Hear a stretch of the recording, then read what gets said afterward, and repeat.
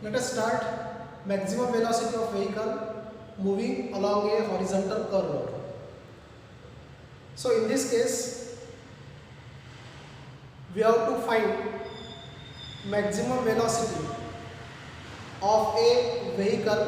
तो यहाँ पर हम लोग vehicle का example ले रहे हैं car. So here we have to find the maximum velocity of car which is moving along a horizontal curve road. तो हॉरिजॉन्टल कर्व रोड क्या होता है, सबसे पहले हम लोग उसको डिस्कस कर लेते हैं। तो कर्व रोड का मतलब क्या होगा, जिस रोड पर टर्निंग होगा उसको हम लोग कर्व कहते हैं, मतलब वो कर्व रोड हो जाता है। जैसे यहाँ पर मैंने एक स्ट्रेट पाथ बना दिया, तो स्ट्रेट पाथ मतलब ये स्ट्रेट रोड हो गया, और उसके बाद में यहाँ पर मैंने एक स्ट्रेट पाथ बना दिया, तो ये भी एक स्ट्रेट रोड हो गया। लेकिन जब मैं यहाँ पे इसको इस प्रकार से जोड़ूंगा, तो ये जो डॉटेड लाइन वाला पोर्शन है ये यहाँ पर कर्व्ड रोड कहलाएगा। It is called as curve road. मतलब यहाँ से लेकर यहाँ तक, इस लाइन से लेकर इस लाइन तक ये जो पाथ होगा ये कर्व पाथ होगा जिसके ऊपर व्हीकल टर्न लेगा। Then what is the horizontal? जब वो लेफ्ट साइड में टर्न हो रहा है, मतलब यहां से आएगा इस तरफ टर्न लेगा, मतलब लेफ्ट साइड में टर्न ले रहा है,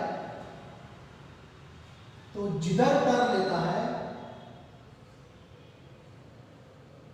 उस तरफ का जो एज होगा वो इनर कहलाएगा, और उसका जो अपोजिट एज होगा वो आउटर कहलाएगा। This is inner as and this is the outer as. Inner as मतलब अंदर वाला जो पोर्शन रहेगा वो इनर एज कहलाएगा, और बाहर वाला पोर्शन जो रहेगा वो आउटर एज कहलाएगा। When the level of inner edge and the outer edge is same, जब दोनों का लेवल सेम होगा तो उसको हम लोग हॉरिजॉन्टल कर्व रोड कहेंगे। लेवल मतलब क्या? तो और सरफेस से जो उसका हाइट होगा, उस रोड का जो हाइट होगा, हम उसकी बात कर रहे हैं। जैसे इनर एज और आउटर एज ये दोनों सरफेस से सेम लेवल पर अगर है, सेम लेवल पर है, कहाँ से? और सरफेस से, तो इसका मतलब वो हॉरिजॉन्टल कर्व रोड हुआ। मतलब हम कर्व की बात कर रहे हैं, मैं स्ट्रेट की बात नहीं कर रहा हूँ, मैं कर्व की बात कर रहा हूँ। तो कर्व रोड पे अगर इनर एज और आउटर एज सेम लेवल पर है, तो लेवल कहाँ से मेजर किया जाता है? और सरफेस से। तो और सरफेस से सेम लेवल पर है, then definitely it is called as the horizontal curve road. तो जब व्हीकल इस कर्व रोड के अलॉन्ग में मोशन करता है तो उस समय उसका मैक्सिमम वेलोसिटी कितना होना चाहिए? हम लोग कई बार देखते हैं इस टर्निंग के पहले, मतलब यहाँ पर जहाँ पर रोड स्ट्रेट होता है और जस्ट टर्निंग स्टार्ट होती है, कर्व स्टार्ट होता है, तो यहाँ पर कोई ना कोई बोर्ड लगा हुआ रहता है, एक बोर्ड लगा हुआ रहता है, और उस बोर्ड पर लिखा हुआ होता है, जैसे फॉर एग्जांपल इस बोर्ड पर लिखा हुआ है 40 kilometre per hour. That means what is 40 kilometre per hour? That means we can say that इस कर्व रोड पर किसी भी व्हीकल को सेफ तरीके से टर्न लेने के लिए maximum velocity 40 kilometre per our रखना पड़ेगा। If velocity is less than 40 km per hour, then no problem. But if the velocity is greater than 40 km per hour, then there will be problem of skidding of the vehicle. वहाँ पर vehicle के skidding का problem हो सकता है, vehicle वहाँ पर slip हो सकता है, वो रोड के बाहर जा सकता है। लेकिन अगर 40 किलोमीटर तक वेलोसिटी रखा जाए, स्पीड रखा जाए, तो vehicle सेफ तरीके से इस रोड पर टर्न ले सकता है। हर टर्निंग पर 40 किलोमीटर पर आवर नहीं होता, कुछ टर्निंग पर कम होता है, कुछ टर्निंग पर इससे ज्यादा भी होता है। रीजन वो डिपेंड करता है कि ये कर्व कितना बड़ा है, डिपेंड करता है कि ये कर्व कितना बड़ा है। जितना बड़ा कर्व होगा उतना मैक्सिमम वेलोसिटी ज्यादा होगा। कर्व अगर छोटा है तो मैक्सिमम वेलोसिटी कम रहेगा। तो ये किन फैक्टर के ऊपर डिपेंड करता है वो अभी हम लोग डिस्कस करेंगे। So for that we have to consider a car of mass m is moving along a horizontal curve road of radius of curvature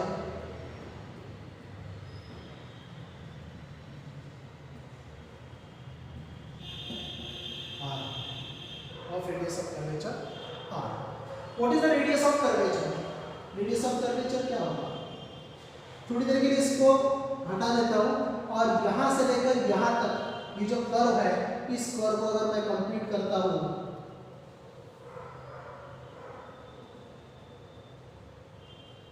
तो मुझे एक सर्कल मिलेगा।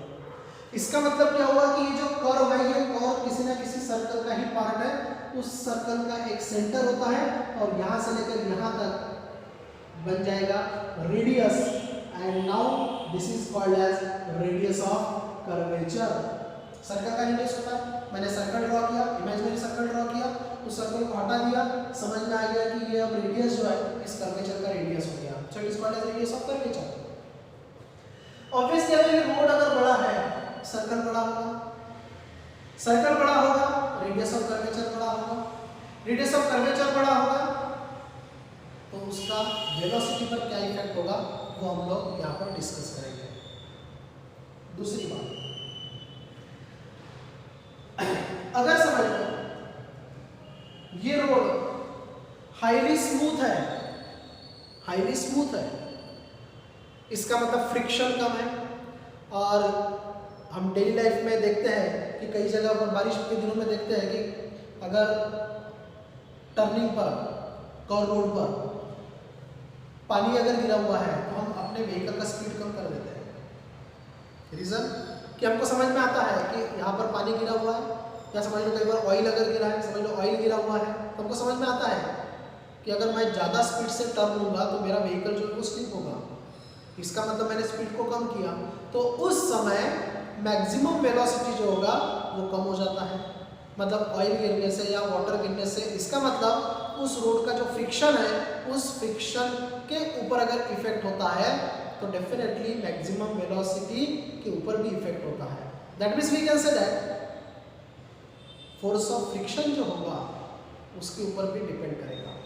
आप अगर ऑयल के ऊपर व्हीकल चलाओगे तो व्हीकल का टायर और रोड का जो सरफेस रहेगा उसके बीच में फ्रिक्शन कम होगा, तो आपको स्पीड कम करना पड़ेगा। अगर वहां पर रोड थोड़ा सा रफ है, हल्का सा रफ है, मतलब ऑयल गिरा नहीं है, पानी गिरा नहीं है, तो आप मैक्सिमम स्पीड से वहां से टर्न ले सकते हो, क्योंकि वहां पर इनफ फ्रिक्शन मिलता है, फ्रिक्शनल फोर्स ज्यादा होता है। इसका मतलब हमें यहाँ पर एक ऐसा कोएफिशिएंट लेना पड़ेगा जो फ्रिक्शनल फोर्स को दिखाएगा, and it is denoted by mu, and it is called as coefficient of friction. Coefficient of friction होता है, मतलब मैक्सिमम वेलोसिटी फ्रिक्शन के ऊपर भी डिपेंड हुआ ना। For the circular motion of body A centripetal force is required. जैसे हमने सेंट्रीपिटल फोर्स जब पढ़े थे तो उस वक्त motion of electron around the nucleus, the necessary centripetal force is provided by electrostatic force exist between nucleus and electron. तो यहाँ पर सेंट्रीपिटल फोर्स देने वाला कौन था? तो इलेक्ट्रोस्टैटिक फोर्स था। मोशन ऑफ अर्थ और we can say any planet around the sun, the necessary centripetal force for the circular motion of earth, necessary centripetal force is provided by the gravitational force. Gravitational force centripetal force को तैयार कर रहा था। A stone is tied at one end of the string and it is drilled in a circle. हम एक रस्सी से एक स्टोन को घुमा रहे हैं, तो रस्सी जो है वो स्ट्रेचेबल कंडीशन में था, टाइट था, तो उसमें टेंशनल फोर्स था, और ये tensional force centripetal force provide करता था स्टोन को, जिसका स्टोन सर्कल में घूम रहा था। और जब कोई व्हीकल किसी कर्व रोड पर टर्न लेता है तो वहां पर भी सेंट्रीपिटल फोर्स रिक्वायर्ड होता है, क्योंकि वो कर्व पर टर्न ले रहा है। इसका मतलब इनडायरेक्टली इमेजिनरी सर्कल में घूम रहा है, दैट इज सर्कुलर मोशन यहाँ पर आ गया। So necessary centripetal force is provided by the force of friction between tire and the surface of road. That means we can say that when the vehicle is moving along a horizontal road, then the centripetal force is provided by force of friction, or we can say frictional force. The formula for centripetal force is mv square upon, this is Vmax. What is the Vmax? Where this Vmax is the maximum velocity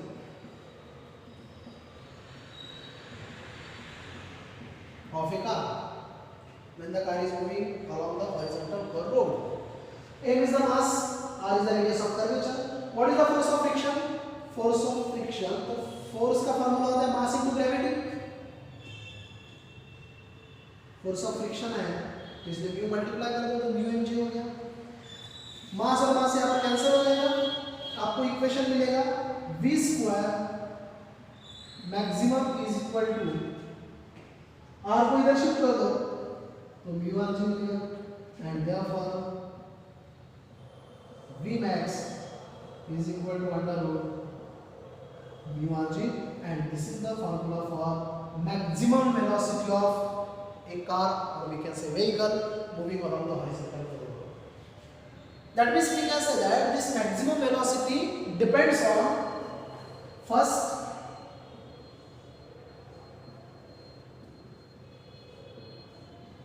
force of friction, क्योंकि यहाँ पर coefficient आ गया mu. Second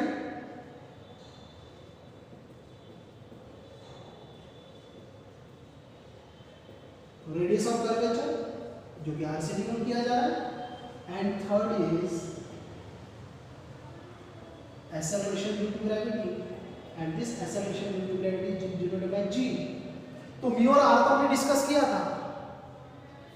अब यहाँ से किस equation से समझ में आ रहा है कि अगर रेडियस ऑफ कर्वेचर बढ़ा, मतलब ये अगर टर्न अगर बढ़ता है मतलब सर्कल बढ़ेगा, रेडियस ऑफ कर्वेचर बढ़ेगा, रेडियस ऑफ कर्वेचर बढ़ेगा तो आप वेलोसिटी बढ़ा सकते हो, मतलब व्हीकल को ज़्यादा से ज़्यादा वेलोसिटी से टर्न ले सकते हो. That means maximum velocity increases. अगर फ्रिक्शन बढ़ गया तो भी वेलोसिटी बढ़ेगा. आपको अभी मैंने बताया ऑयल अगर गिरा है, पानी गिरा है, आप स्पीड को कम कर दो मतलब मैक्सिमम वेलोसिटी कम हो गया. ऑयल अगर नहीं है, पानी अगर गिरा नहीं है तो इनफ फोर्स ऑफ फ्रिक्शन तैयार होगा और जिससे आपके व्हीकल का स्पीड बढ़ जाएगा. दैट मींस मैक्सिमम वेलोसिटी वहां पर बढ़ रहा है. So maximum velocity depends on force of friction, radius of curvature and acceleration due to gravity. How it is? तो सिंपल है. पोल पर ग्रेविटी ज्यादा होता है, इक्वेटर पर ग्रेविटी कम होता है. ग्रेविटी पोल पर 9.8 मीटर पर सेकंड स्क्वायर होता है और इक्वेटर पर 9.78 मीटर पर सेकंड स्क्वायर होता है. मतलब पोल पर अगर कोई टर्निंग है और इक्वेटर पर कोई टर्निंग है, दोनों का रेडियस ऑफ कर्वेचर सेम है, दोनों में फ्रिक्शन सेम है, पर वैल्यू क्या हो रहा है? ग्रेविटी. पोल पर 9.81, इक्वेटर पर 9.78. हमने पोल पर रास्ता बना दिया, मतलब कर्व रोड बना दिया, हॉरिजॉन्टल कर्व रोड, और इक्वेटर पर भी बना दिया. दोनों का रेडियस ऑफ कर्वेचर सेम रखा, दोनों का फोर्स ऑफ फ्रिक्शन सेम रखा. Even in that case maximum velocity is not same because gravity is different. Gravity at the pole is 9.81 and gravity at the equator is 9.78. Gravity at the pole is greater than gravity at the equator. So definitely maximum velocity of the vehicle along the horizontal curve road at the pole is greater than at the equator. क्योंकि gravity बढ़ा तो maximum velocity भी बढ़ जाएगा. So it depends on acceleration due to gravity also. अब बात ऐसी है, अगर आपने उस रोड पे जहाँ हॉरिजॉन्टल कर्व रोड है वहाँ पर आपने समझ लो कार को टर्न करा दिया, बाइसिकल को टर्न करा दिया और ट्रक को टर्न करा दिया, क्या इन तीनों के लिए मैक्सिमम वेलोसिटी सेम लगेगा? बाइसिकल कम मास वाला है, कार थोड़ा ज़्यादा मास वाला है, ट्रक उससे भी ज़्यादा मास वाला है. क्या ये तीनों जब टर्न लेंगे तो सेम तरीके से टर्न लेने के लिए तीनों का मैक्सिमम वेलोसिटी सेम रहेगा? Yes, maximum velocity for the bicycle, for the car and for the truck is same because from the given formula we can say that this maximum velocity, that means Vmax is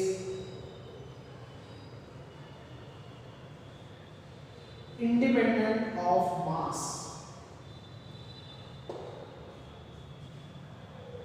of a moving body.